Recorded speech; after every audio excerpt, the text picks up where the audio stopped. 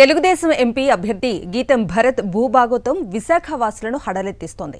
ఆయన కుటుంబ సభ్యుల భూ కబ్జాలపై ప్రజల్లో చర్చాంశంగా మారింది.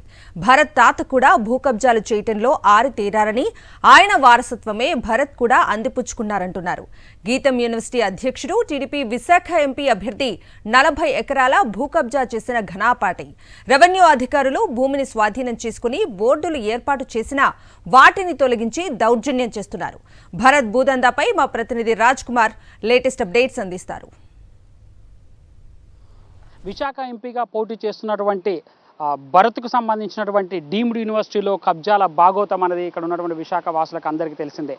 ఒకవైపు యూనివర్సిటీ పిల్లలకు పాఠాలు చెప్తూ నీతి బుద్ధులు చెప్పేటువంటి యూనివర్సిటీ అనేది యూనివర్సిటీకి సంబంధించినటువంటి ఓనర్లు పూర్తి స్థాయిలో కబ్జాలకు గురి చేస్తూ, కబ్జాలు ప్రభుత్వ భూమి కనబడితే చాలు కబ్జాలు చేసేస్తూ వాళ్ళకు ఎలాంటి పాఠాలు చెప్పాలనుకున్నారో అది మాత్రం అందరినీ విస్మయపరుస్తున్నటువంటి సిచ్యువేషన్ ఉంది. ఒకవైపు భరత్ ఎంపీగా పోటీ చేస్తున్నప్పటికీ కూడా తను ఏ సమాధానం చెప్పేందుకు, ఏమి ప్రజల దగ్గర చెప్పి ఓట్లు అడుగుతాడనేటువంటి ప్రశ్నలు పదే పదే వ్యక్తమవుతున్నాయి. ఒకసారి అసలు గీతం యూనివర్సిటీలో కబ్జాల పర్వం ఎలా కొనసాగిందో చూడొచ్చు. ఇక్కడ పడి ఉన్నటువంటి ప్రతి ఒక్క ఈ ఫెన్సింగ్కి సంబంధించినటువంటి ప్రతి ఒక్క పిల్లర్ చెప్తోంది కబ్జా అనేది ఎంత ఘోరంగా జరిగిందో అనేటువంటిది చెప్తారు. అదే ఒక సామాన్యుడు మాత్రం ఈ విధంగా ల్యాండ్ కనుక ఎక్కడైనా కబ్జా చేసుకొని ఉంటే ప్రభుత్వం ఎంత ఘోరంగా శిక్షించేదో సో చెప్పకనే చెప్పొచ్చు. బట్ కానీ అప్పుడు మాత్రం అంటే ఈ కబ్జాకు గురైనటువంటి సిచ్యువేషన్లో కబ్జాకు గురైనప్పుడు పూర్తి స్థాయిలో తెలుగుదేశం ప్రభుత్వం ఉంది. పూర్తి స్థాయిలో తెలుగుదేశం ప్రభుత్వం ఇక్కడ ఉన్నటువంటి గీతం యూనివర్సిటీకి పూర్తి స్థాయిలో మద్దతు తెలిపిందని చెప్పొచ్చు. ఒకసారి చూపించేటువంటి ప్రయత్నం చేద్దాం. మొత్తం ఇదంతా కూడా దాదాపుగా 1 కాదు 2 కాదు మొత్తం 40 ఎకరాలకు పైగా గీతం యూనివర్సిటీ ఇక్కడ ఉన్నటువంటి భీమిలికి సంబంధించినటువంటి విలేజ్లో ఉన్నటువంటి గీతం యూనివర్సిటీకి పూర్తి స్థాయిలో 40 ఎకరాలని కబ్జా చేసింది. సో ఎన్నిసార్లు అధికారులు నోటీసులు ఇచ్చినా కూడా పట్టించుకోలేదు. ఎందుకు అంటే అప్పుడు చంద్రబాబు నాయుడు ప్రభుత్వం ఉంది కాబట్టి పూర్తి స్థాయిలో ఈ 40 ఎకరాలని పూర్తిగా తన ఆధీనంలోకి తీసుకుంది. ఒకసారి ఇక్కడ నుంచి చూపించడానికి ప్రయత్నం చేద్దాం. జిఐఎంఎస్ఆర్ మెడికల్ కాలేజ్ అని ఉంది. ఇప్పుడు ఇదంతా చూసుకున్నట్లయితే కంప్లీట్గా ఇప్పుడు కనబడుతున్నటువంటి ప్లేయింగ్ గ్రౌండ్ అంతా కూడా సో అదంతా కూడా పూర్తిగా ఎక్కడైతే ఫెన్సింగ్ అక్కడ వైట్ పోల్స్ పాతారో అక్కడ వరకు కూడా పూర్తిగా కబ్జాలోనే ఉంది, అభివృద్ధి చెందింది. సో డీమ్డ్ యూనివర్సిటీగా అభివృద్ధి చెందేటప్పుడు దాదాపుగా ఎవరైనా ల్యాండ్ కొనుక్కుంటారు లేదా ప్రభుత్వాన్ని సంప్రదించి దానికి సరైనటువంటి కాంపెన్సేషన్ పే చేసి తీసుకునేటువంటి అవకాశం ఉంటుంది. బట్ ఇక్కడ చూసినట్లయితే కంప్లీట్గా దాదాపుగా 40 ఎకరాల భూమిని కబ్జా పెట్టారు. ఒకప్పుడు 25 ఎకరాలతో స్టార్ట్ అయినటువంటి ఈ యూనివర్సిటీ డీమ్డ్ యూనివర్సిటీ ఇప్పుడు దాదాపుగా 110 ఎకరాలకు విస్తరించింది. 110 ఎకరాలకు విస్తరించిందంటే కష్టపడి ఇక్కడ ఉన్నటువంటి భూమిని ప్రభుత్వం దగ్గర నుంచి కొనుక్కోలేదు, ప్రభుత్వం భూమి అయినప్పటికీ కూడా. ఎందుకంటే ఒకసారి మనం చూద్దాం, ఇదంతా కూడా గ్రీనరీ చేశారు వాళ్ళ సొంత అవసరాల కోసం, దీన్ని ఫుట్బాల్ కేంద్రంగా పడుకున్నారు. అటువైపు చూసుకున్నట్లయితే మనకు రిషికండకు సంబంధించినటువంటి బీచ్ అదంతా కూడా కనబడుతుంది. ఇంత పెద్ద ప్లేస్ని అంతా కూడా కబ్జా చేశారు. సో ఇప్పుడు మనం ఉన్నటువంటి ప్రాంతం అంతా కూడా కంప్లీట్గా ఈ కబ్జాకు గురైంది. ఎందుకంటే కబ్జాలు చేయడం అనేది ఈ ఫ్యామిలీకి వెన్నతో పెట్టిన పెద్ద. ఎందుకంటే భరత్ తండ్రికి సంబంధించి కూడా చాలా కేసెస్ ఉన్నాయి. ఎందుకంటే బ్యాంకుల దగ్గర నుంచి రుణాలు తీసుకున్నారు.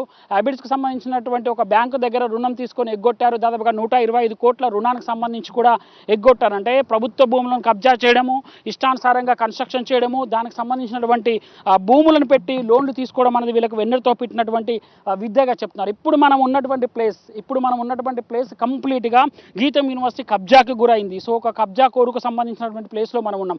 ఇతను అంటే బాలకృష్ణకి హిందూపురానికి సంబంధించినటువంటి ఎమ్మెల్యే బాలకృష్ణకి అల్లుడు, ఇంకోవైపు చంద్రబాబు నాయుడికి సంబంధించినటువంటి కొడుకు వరుస అవుతాడు. అంటే అప్పుడు గవర్నమెంట్ ఉంది కాబట్టి ఎవరైనా కట్నం అంటే వాళ్ళు ఇచ్చేటువంటి గిఫ్ట్ కింద ఒక ల్యాండ్ తీసుకుంటారు. బట్ వీళ్ళు మాత్రం కబ్జా ల్యాండ్ని పూర్తి స్థాయిలో తన హస్తగతం చేసుకున్నారు. తను ఉన్నటువంటి అధికారం బాలకృష్ణతో పూర్తి స్థాయిలో కబ్జా ల్యాండ్ని గిఫ్ట్గా తీసుకున్నటువంటి పరిస్థితి. ఇంకోవైపు అల్లుడికి గిఫ్ట్గా బాలకృష్ణ ఒక ఎంపీ సీట్ ఇచ్చే విధంగా చంద్రబాబుతో మాట్లాడుకున్నారు. అంటే ఇంతకుముందే ఇక్కడ ప్రజలు వీళ్ళు చేసినటువంటి కబ్జా భాగవతాలు బయటికి రావడంతో ప్రజలు ఇక్కడ ఉన్న విశాఖ ప్రజలు చాలా తెలివంతులు కాబట్టి అతను ఓడగొట్టారు. మరోసారి ఎన్నికల్లో పోటీ చేసేందుకు అతను సిద్ధమయ్యాడు. అంటే దాదాపుగా 110 ఎకరాలకు పైగా ఈ భూమి ఇదంతా కూడా యూనివర్సిటీ ఉంది. దాంట్లో సగం ఆల్మోస్ట్ 40 ఎకర్స్ కబ్జాకు గురైనవి. చంద్రబాబు నాయుడు ఉన్నప్పుడు ఐవీఆర్ కృష్ణారావు వీళ్ళందరూ కూడా ఈ భూమిని ఇవ్వడాన్ని 2016 ఆ టైంలో కూడా పూర్తిగా వ్యతిరేకించారు. ఇది ప్రభుత్వ భూమిని, దాన్ని కొన్ని యూనివర్సిటీలకి తర్వాత ఇందిరాగాంధీ నేషనల్ ఇన్స్టిట్యూట్కి కూడా కేటాయించడం జరిగింది. బట్ అవన్నీ తుంగలో తొక్కుతూ క్యాబినెట్ నిర్ణయం నేరుగా తీసుకొని పూర్తిగా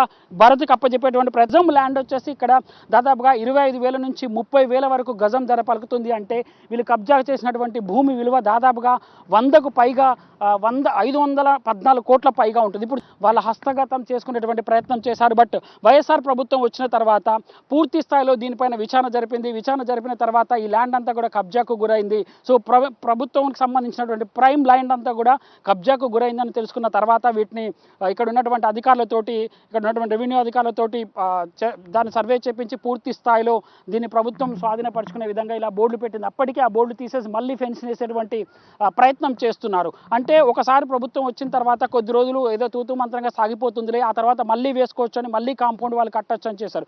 ఈ చుట్టుపక్కల ఎవరైనా వచ్చి దీని గురించి ప్రశ్నిస్తే వాళ్ళ మీద ఎలాంటి చర్యలు తీసుకుంటారు, ఏ విధంగా దాన్ని వాళ్ళకి సంబంధించినటువంటి వాళ్ళని, లేకపోతే ఎవరైనా ప్రొటెస్టర్స్ ఉంటే వాళ్ళు వస్తే వాళ్ళని పూర్తిగా అణిచివేసేటువంటి ధోరణి గీతం యూనివర్సిటీ ఉంటుంది. ఒక గుండాల వ్యవహరించి వాళ్ళని తొక్కేటువంటి ప్రయత్నం చేస్తారు.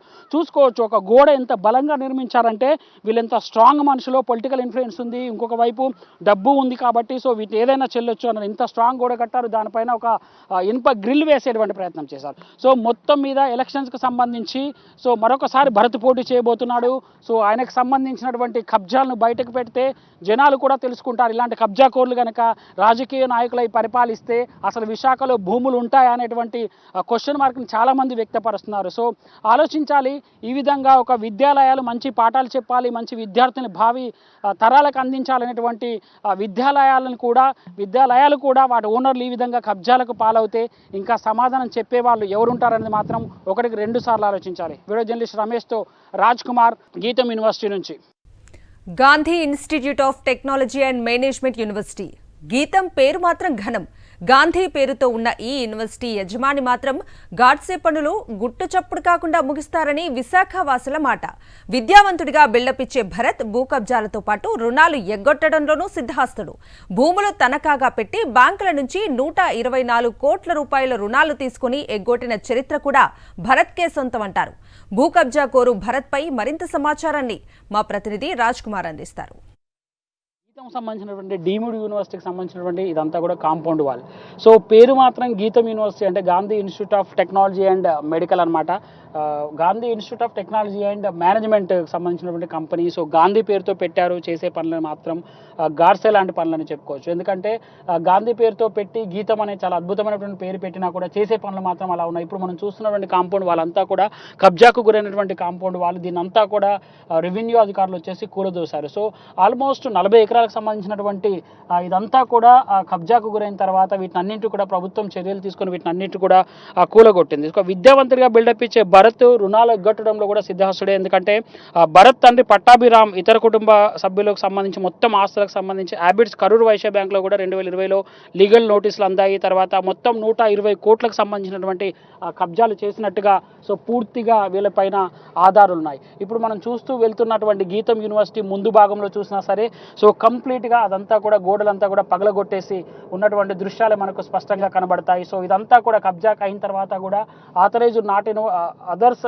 ఇన్వైటెడ్ నాట్ ఇన్వైటెడ్ అని చెప్పేసి ఒక బోర్డు పెట్టాడు. పూర్తి స్థాయిలో సెక్యూరిటీ వాళ్ళ మధ్య గీతం యూనివర్సిటీ ఉంటుంది. కాంపౌండ్ వాళ్ళ దగ్గర నుంచి మొదలుకుంటే ఎంట్రీ దగ్గర నుంచి సో మనం ఇంతకుముందు వెళ్ళి చూసినటువంటి చివరి వరకు కూడా పూర్తి స్థాయిలో గీతం యూనివర్సిటీకి సంబంధించినటువంటి కబ్జాలు అనమాట. సో ఎంపీగా పోటీ చేసినటువంటి భరత్కు సంబంధించినటువంటి కబ్జాలు కానీ ఇవన్నీ చెప్పుకోవచ్చు. ఎందుకంటే తాత నుంచి ఎవరైనా వారసత్వం అందిపుచ్చుకుంటారు, బట్ ఇతను మాత్రం కబ్జాలు అందిపుచ్చుకుంటున్నారు.